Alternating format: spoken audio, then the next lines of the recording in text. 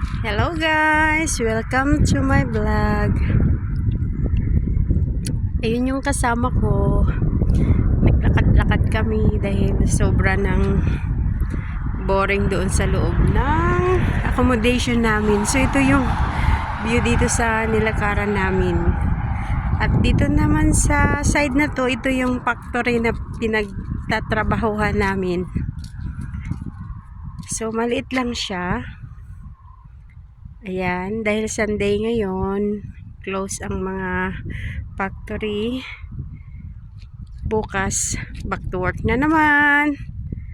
So, ayan guys, sobrang tahimik dito sa amin. Walang katao-tao. Malayo kasi kami sa city, kaya tahimik dito sa lugar na to. Pero maganda dito yung location namin kasi talagang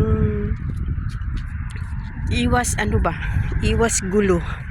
Tahimik, malayo sa bilihan, malayo sa city.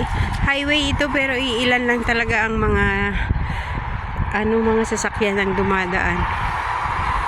So, ayan, naboring kami, nakapagpitas kami ng plum tsaka apple sa daan kasi kahit saan yung dadaanan mo dyan, maraming puno ng mga prutas pag ganitong summer.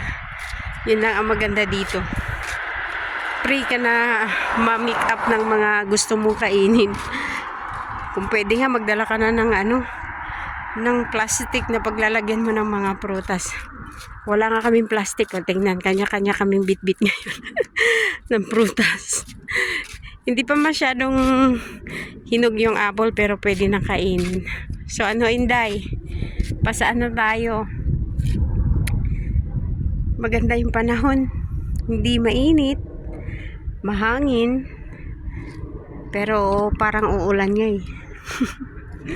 Diba? Yan, naglakad-lakad lang.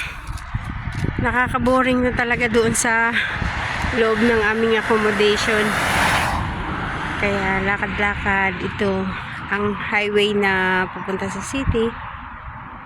So magbabike sana ako, kaya lang wala namang bike yung kasama ko, kaya lakad-lakad na lang. Dito sa kabila, ito naman factory ito ng mga, dito sa kabila factory yata to ng yung mga rubber. So mostly puro lalaki dyan ang nagtatrabaho from Nepal, India.